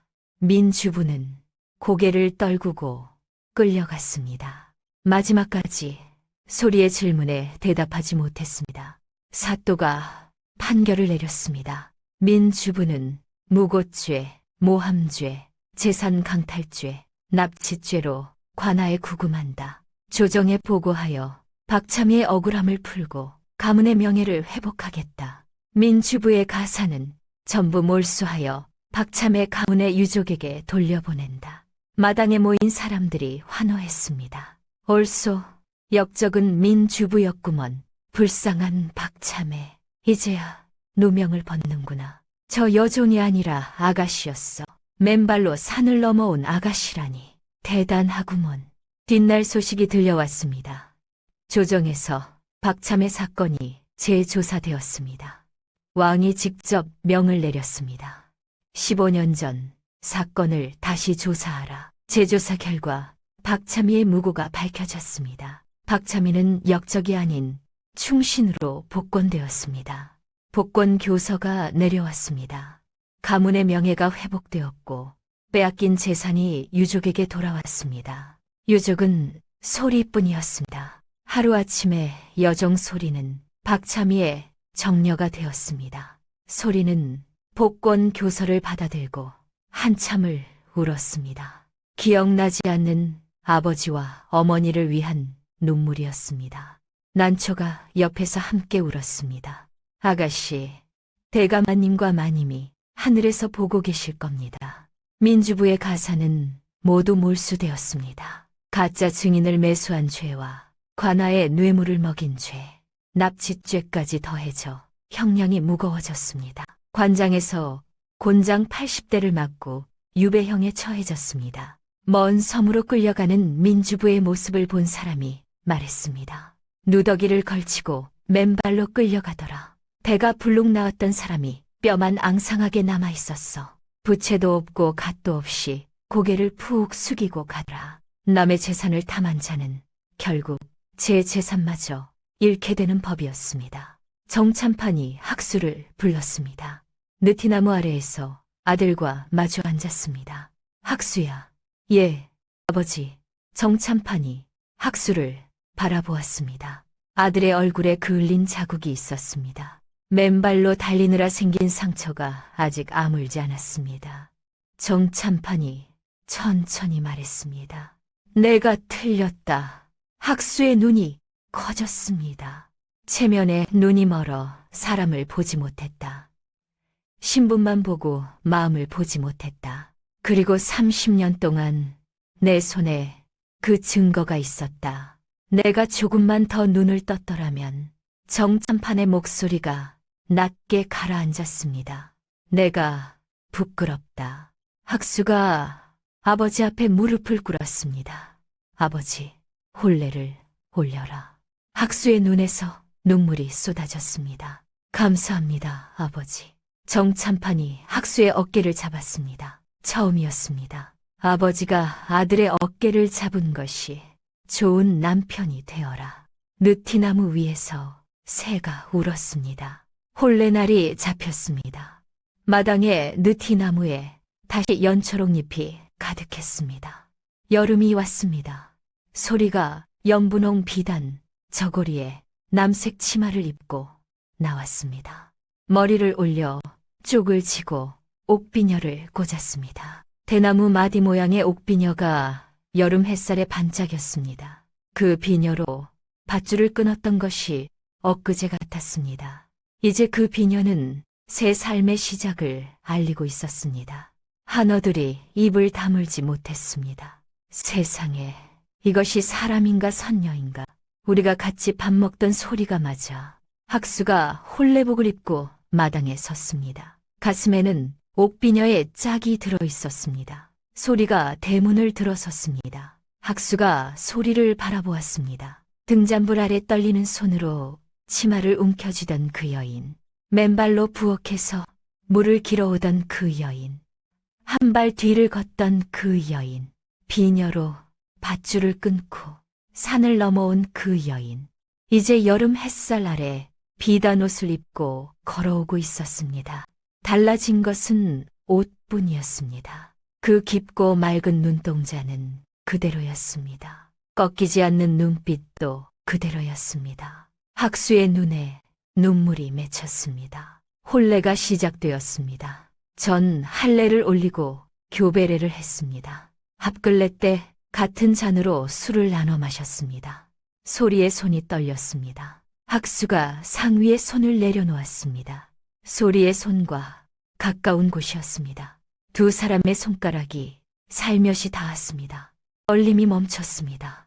난초가 먼 데서 지켜보고 있었습니다. 눈물이 주름진 볼 위로 흘렀습니다. 30년을 기다린 순간이었습니다. 불타는 집에서 업고 달리던 아기가 비단 옷을 입고 혼례를 올리는 것을 보고 있었습니다. 아가씨, 이제야 제자리를 찾으셨구려. 정마님도 울고 있었습니다. 이번에는 기쁜 눈물이었습니다. 자신의 잘못을 용서받은 것 같은 눈물이었습니다. 정참파는 느티나무 아래 서서 혼례를 지켜보았습니다. 표정은 변함없이 근엄했지만 눈가가 촉촉했습니다. 느티나무 잎이 바람에 날려 혼례마당 위로 흩뿌려졌습니다. 마치 하늘에서 축복을 내리는 것 같았습니다. 세월이 흘렀습니다. 어느덧 3년이 지났습니다. 학수와 소리는 해로하며 살았습니다. 학수는 의원으로 이름을 날렸습니다. 돈 없는 백성들을 무료로 치료했습니다. 소리는 약초를 다루는 솜씨가 뛰어나 남편을 도왔습니다. 두 사람이 함께 지은 약은 어떤 병이든 낫게 한다는 소문이 퍼졌습니다. 사람들이 말했습니다. 많펴, 이 의원 땡약은 약재만 좋은 게 아니라 마음이 들어있어. 부부가 합심해서 짓는 약이니 효험이 2배지. 3년 뒤 아들이 태어났습니다. 정참판이 손자를 안아보더니 입꼬리가 올라갔습니다. 250년 가문의 대가 이어진 것이었습니다. 손자의 오른쪽 손목 안쪽에 어머니와 똑같은 매화꽃점이 있었습니다. 정참판이 혼잣말을 했습니다. 핏줄이란 것이 참으로 신기하구나. 정마님이 손자를 안으며 울었습니다. 우리 쏠이 닮았구나. 우리 쏠이. 정참판이 느티나무를 바라보며 빙그레 웃었습니다. 사람의 값어치는 태어남에 있지 않고 살아감에 있다더니 이제야 알겠구나. 느티나무는 해마다 여름이면 짙은 그늘을 드리웠습니다. 300년 묵은 나무가 어느덧 303년이 되었습니다. 뿌리가 더 깊어지고 가지가 더 넓어졌습니다. 그 아래에서 학수와 소리의 아이들이 뛰어놀았습니다. 웃음소리가 마당에 가득했습니다. 난초 유모는 8순이 넘도록 건강히 살며 아이들에게 옛날 이야기를 들려주었습니다. 옛날 옛적에 지혜로운 아가씨가 있었단다. 그 아가씨가 누구야? 할머니. 난초가 소리를 바라보며 웃었습니다. 가까이에 있단다. 아이들이 까르르 웃었습니다. 소리가 난초의 손을 꼭 잡았습니다. 유모, 고맙습니다. 30년을 저를 지켜주셔서. 난초가 고개를 저었습니다. 내가 지킨 것이 아니다. 네가 스스로를 지킨 것이다. 두 사람의 눈에 눈물이 맺혔지만 웃고 있었습니다. 옛날 이 댁의 부엌에는 빛바랜 삼배 저고리를 입고 고개를 숙인 채 아궁이에 불을 떼던 여종이 있었습니다. 아무도 그 아이의 얼굴을 제대로 본 적이 없었습니다. 밤이면 부엌 구석에서 손가락으로 바닥에 글을 쓰던 아이였습니다. 지금 이 댁의 안채에는 비단 옷을 입고 당당히 고개를 들어 앞을 바라보는 여인이 있었습니다. 그 여인의 눈빛은 여전히 깊고 맑았습니다. 달라진 것은 옷이 아니었습니다. 세상이 달라진 것이었습니다. 아니, 세상이 달라진 것이 아니라 그 여인을 보는 눈이 달라진 것이었습니다. 사람의 값어치는 태어남에 있지 않고 살아감에 있는 법입니다. 종으로 태어났어도 그 마음이 참되면 하늘이 반드시 길을 열어주는 법이지요. 탐욕으로 남을 해친 자는 결국 제 무덤을 파게 되고 진심으로 사람을 사랑한 자는 마침내 그 사랑을 이루게 되는 것입니다. 서로 다른 것이 만나야 비로소 사람을 살리는 법이라 했습니다. 양반과 종의 만남이 아닌 마음과 마음의 만남이 세상을 바꾼 것이었습니다. 오늘 이야기에서 우리가 기억해야 할 것은 이것입니다. 사람을 볼 때 신분이나 겉모습이 아니라 그 사람의 마음과 행동을 보아야 한다는 것. 그것이 옛사람들이 수백 년 동안 전해온 가르침입니다.